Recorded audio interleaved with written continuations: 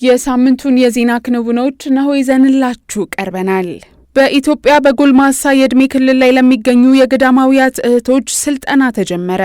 በኢትዮጵያ በጎልማሳ የዕድሜ ክልል ላይ ለሚገኙ የገዳማውያት እህቶች ስልጠና ተሰጠ። በኢትዮጵያ በጎልማሳ የዕድሜ ክልል ላይ የሚገኙ የገዳማውያት እህቶች ከሚያዝያ 19 ቀን 2018 ዓ.ም ጀምሮ ለተከታታይ 5 ቀናት የሚቆይ የህይወት ጉዞን የሚደግፍና መንፈሳዊ ጥንካሬን የሚሰጥ ስልጠና በሞጆ ኮንሰላታ መንፈሳዊ ማዕከል ተሰጠ።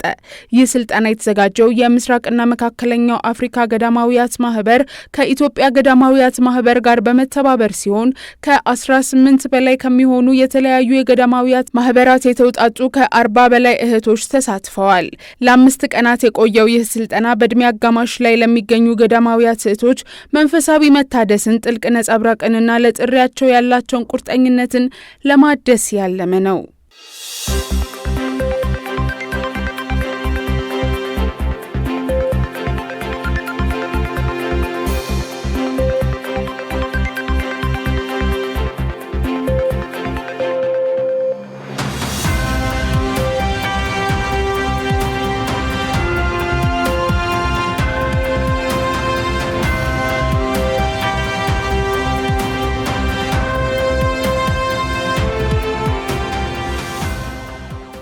በኢትዮጵያ ካቶሊካዊት ቤተክርስቲያን በሐረር ሀገረ ስብከት የንጹህ መጠጥ ውሃ ፕሮጀክት ተመረቀ። በኢትዮጵያ ካቶሊክ ቤተክርስቲያን በሐረር ሀገረ ስብከት የካቶሊክ የእርዳታ ድርጅት ሲያሬስ ከሀገረ ስብከቱ ጽሕፈት ቤትና ከዩኤስ የውጭ ጉዳይ ሚኒስቴር ጋር በመተባበር ከ5900 በላይ ሰዎችን ተጠቃሚ የሚያደርግ ንጹህ የመጠጥ ውሃ ፕሮጀክት አስመረቀ።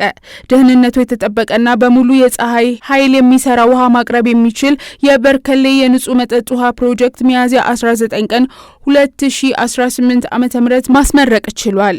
የካቶሊክ እርዳታ ድርጅት ሲያሬስ ከተመሰረተ ልማት ስራዎች ባለፈ ጤናን ከማሻሻል በሴቶችና በህፃናት ላይ የሚደርሰውን ሸክም ከመቀነስ ድርቅን የመቋቋም አቅምን ከማጠናከር አኳያ በርካታ ስራዎችን እየሰራ እንደሚገኝ በምርቃት ስነ ስርዓቱ ላይ ተገልጿል።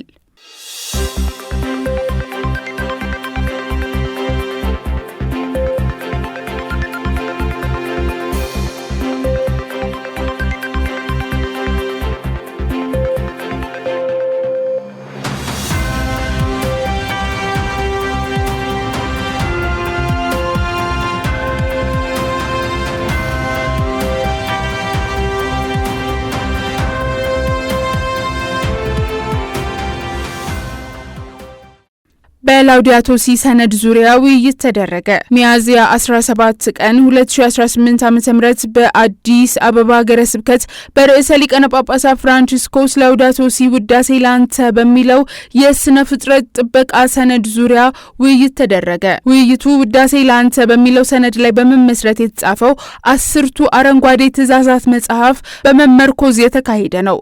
በውይይቱ በዓለም አቀፍ ደረጃ ከአካባቢ ብክለት አንጻር የተደረጉ ሳይንሳዊ ጥናቶችና የቤተ ክርስቲያኒቷም አቋም ተንጸባርቋል።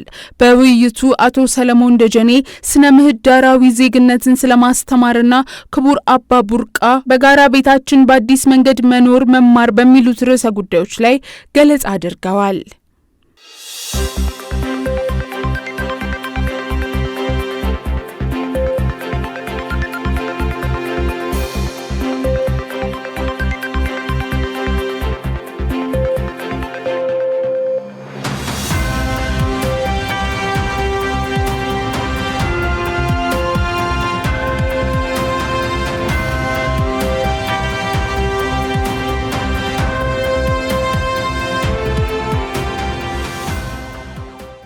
በባህር ዳር ደሴ ሀገረ ስብከት የድቁና ማዕረግ ተሰጠ። በባህር ዳር ደሴ ሀገረ ስብከት 3 ንፍቀ ዲያቆናት በብፁዕ አቡነ ልሳነ ክርስቶስ ማቴዎስ እጅ የድቁና ማዕረግ ተቀበሉ።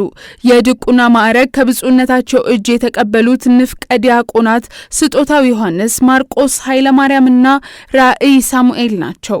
ብፁዕ አባታችን ይህ ለሀገረ ስብከቱ ትልቅ ደስታ መሆኑን በመግለጽ የድቁና ማዕረግ የተቀበሉት ልጆቻችን የክህነት ጥሪን በመከተል ዓለምን ትተው ክርስቶስን በመከተል ይህን ክብር እንደተቀበሉ ገልጸዋል።